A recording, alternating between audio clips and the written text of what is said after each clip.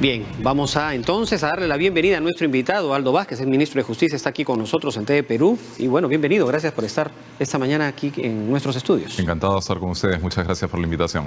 Nos interesa conocer sus puntos de vista respecto de lo que de un momento a otro ha terminado llamando la atención, en realidad, que tiene que ver con una presentación de una lista de candidatos, de 11 candidatos, como nuevos integrantes, futuros integrantes del Tribunal Constitucional, y este proceso que se está llevando a gran velocidad, en realidad, en el Congreso de la República. ¿Qué opina al respecto? Bueno, evidentemente es un proceso absolutamente apresurado y que está vulnerando una serie de estándares propios de la elección de magistrados de la jerarquía de quienes integran el Tribunal Constitucional. Como sabemos, recién se ha constituido la comisión para acoger propuestas. Esto ocurrió el 13 de este mes y el 30 se pretende hacer la elección. Se sabe también que inicialmente se conformó un listado de unas 14 candidaturas que se han reducido a 11 porque algunos ya han declinado ante el apresuramiento con el que se está procediendo. Esto evidentemente no encuentra justificación alguna. El Tribunal Constitucional, como lo entiende perfectamente la ciudadanía, está en el vértice, en el punto más alto del sistema de administración de justicia. Los procedimientos judiciales pueden eventualmente llegar hasta el Tribunal Constitucional, generalmente por la vía del agravio constitucional, y definirse allí situaciones tan fundamentales como prisiones preventivas, como nulidades de procesos penales por corrupción, además, por supuesto, de las funciones típicas de los tribunales constitucionales que tienen que ver con la declaración de inconstitucionalidad de determinadas leyes y normas jurídicas. Ahora, el hecho de que este proceso se lleve de esa manera, digamos, de la noche a la mañana, a una velocidad que llama la atención. Bueno, estaría bien si es que el proceso fuera lo suficientemente transparente y que además a los candidatos que se han propuesto se les permita conocer un poco más respecto de su trayectoria, qué tienen de bueno, si es que tienen algún tipo de relación que pudiera cuestionarse también su designación, como ha pasado en el caso de una de las candidatas que es protagonista, y me refiero a Carmela de Orbegoso Russell, protagonista de unos audios que se han hecho públicos con una conversación con César Inostroza. Todos sabemos quién es ese personaje. Entonces, eso debería más bien obligarla a dar un paso al costado a esta propuesta. ¿Usted qué opina al respecto? Sí, yo lo que creo es que la falta de transparencia con la que se está llevando este proceso, por supuesto que provoca situaciones de esta índole. A nivel internacional hoy día no es aceptable en modo alguno que se pueda designar magistrados de semejante jerarquía a través de procedimientos oscuros, de procedimientos interesados políticamente. Existe una relatoría especial de Naciones Unidas para temas de independencia de la justicia y en más de una ocasión esta relatoría se ha pronunciado en varios países, sobre todo en Centroamérica, sobre la necesidad de cumplir determinados estándares en la designación de altos magistrados de los estados.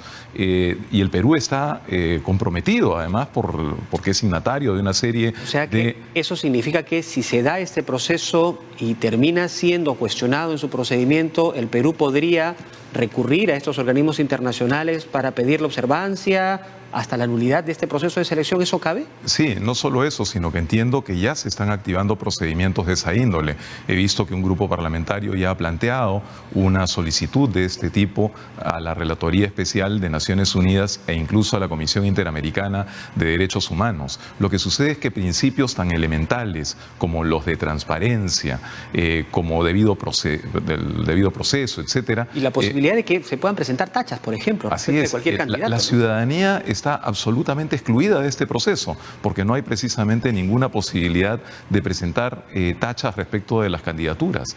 Es evidente que no hay tampoco un consenso en relación a los nombres que se han presentado, y eso no descalifica, por cierto, todos los nombres. Estoy seguro, y de hecho conozco a más de una persona que tendría en otro contexto, sin duda alguna, los méritos suficientes.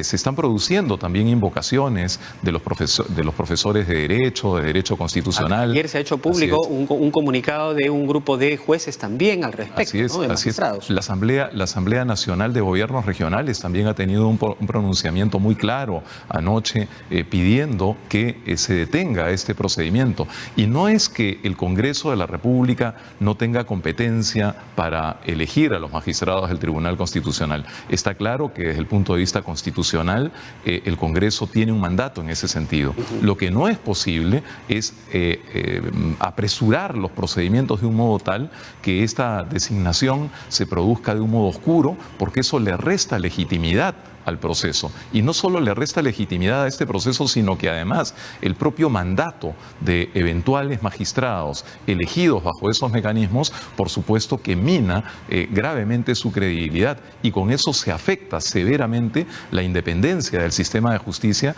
que es por supuesto un principio fundamental en todo Estado de Derecho. Ahora, lo que se supone, y creo que todos los peruanos esperamos, es que la administración de la justicia sea apolítica, que esté totalmente apartada de los intereses políticos del poder del Estado, tanto del Ejecutivo como del Legislativo, ¿no? Sin embargo, por la modalidad de cómo se eligen o cómo se proponen a los candidatos, pareciera, y no es la primera vez, ya se ha visto en casos anteriores, que termina siendo una especie de repartija, ¿no? Que cada partido político presenta a sus candidatos más cercanos a cada uno de ellos, un poco para tratar de tener algún tipo de beneficio probablemente en sus posteriores decisiones. Eso termina siendo parte de lo que la ciudadanía cuestiona. ¿Qué tenemos que hacer para librarnos de ese, digamos, de ese estigma que recae sobre nuestros, digamos, magistrados de la más alta magistratura, si cabe el término, dentro de la administración de justicia, del sistema de justicia en el Perú? Yo diría que en primer lugar no callar, ¿no? Es decir, las voces autorizadas en nuestro país, los propios medios de comunicación, la ciudadanía, las universidades, los colegios profesionales, tienen que pronunciarse, como ya empiezan a hacerlo, en relación a un tema tan fundamental. Es verdad que en el pasado se han producido efectivamente estos conciliábulos que han culminado en una suerte de repartija de cupos en el Tribunal Constitucional. Eso, por cierto, no debe volver a suceder, pero todavía la situación es hoy día mucho más grave, porque está el país enfrentando un durísimo proceso de lucha contra la corrupción, y sabemos muy bien que todos los procesos que se ventilan hoy día podrían eventualmente tener una culminación de un modo o de otro en el Tribunal Constitucional. Entonces, lo que se juega fundamentalmente hoy no es solamente una mera elección de integrantes del tribunal, sino lo que se juega fundamentalmente, desde mi modesto entender, es el esfuerzo que realiza el país desde hace poco más de un año por enfrentar a la corrupción organizada en el Perú.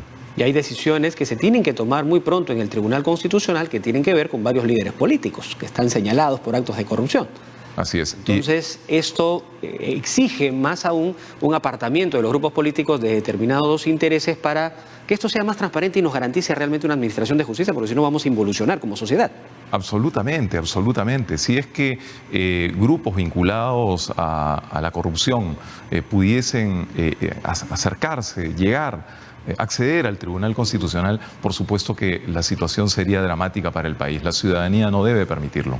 Doctor Vázquez, no quiero dejar de preguntarle por otro tema que también genera preocupación y tiene que ver con la visita de la Comisión de Venecia, que va a estar a partir de mañana haciendo algunas gestiones, algunas visitas, conversaciones con miembros del Congreso y también miembros del Ejecutivo. Se ha anunciado que el próximo martes el presidente de la República también se va a reunir con ellos. El lunes también se reúne el primer ministro Salvador del Solar. El martes también se reúne con ellos. Es decir, ¿qué esperamos respecto de esta visita de un órgano externo respecto del pedido del presidente de la República de un adelanto de elecciones? Yo creo que la Comisión de Venecia, que es, como se sabe, un órgano consultivo del Consejo de Europa, que se creó en 1990 con el propósito de asistir a la transición democrática de los países de Europa del Este, que provenían de la órbita socialista de la Unión Soviética de entonces. Y entonces la labor fundamental de esta Comisión de Venecia no es pronunciarse sobre propuestas de orden constitucional, como lo ha explicado su propio presidente, el señor Buquicio, sino que lo que procura en sus informes es reflexionar sobre los estándares constitucionales en el derecho internacional comparado, de tal manera de ver si los debates constitucionales o las propuestas se ajustan o no a esos estándares internacionales. Yo creo que lo que va a ocurrir el lunes y martes es un diálogo fructífero, seguramente, entre integrantes de la Comisión y diferentes sectores políticos. No espero, por supuesto, supuesto un pronunciamiento de la comisión, ese seguramente podría venir en octubre. ¿Y usted conoce que hay algún antecedente que haya visto la comisión respecto de un pedido como el que una consulta como la que se le ha hecho, que tenga que ver directamente con un adelanto de elecciones? Sí, es muy interesante su pregunta. Hay algunos casos,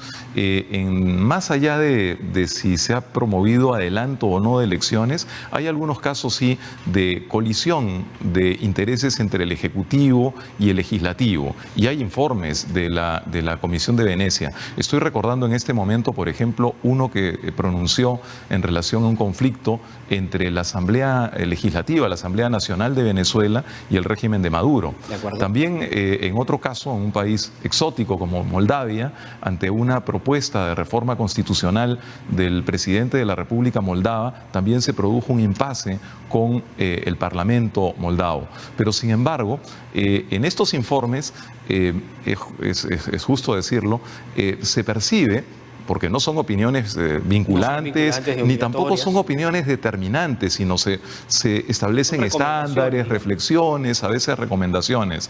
Y entonces uno podría intuir en la lectura de estos informes una cierta orientación a favor de los parlamentos. Y yo creo que ahí hay un error de quienes han asesorado al presidente del Congreso, en el sentido de que de igual forma podría pronunciarse la Comisión de Venecia en el caso del Perú. El caso del Perú es absolutamente diferente, porque en aquellos estamos ante en el caso de Venezuela, claramente ante la ruptura de estándares democráticos y ante una dictadura. Y en el caso de Moldavia, igualmente un país, en fin, pequeño, entre Rusia y China, en donde efectivamente tampoco parecen haber estándares democráticos suficientes.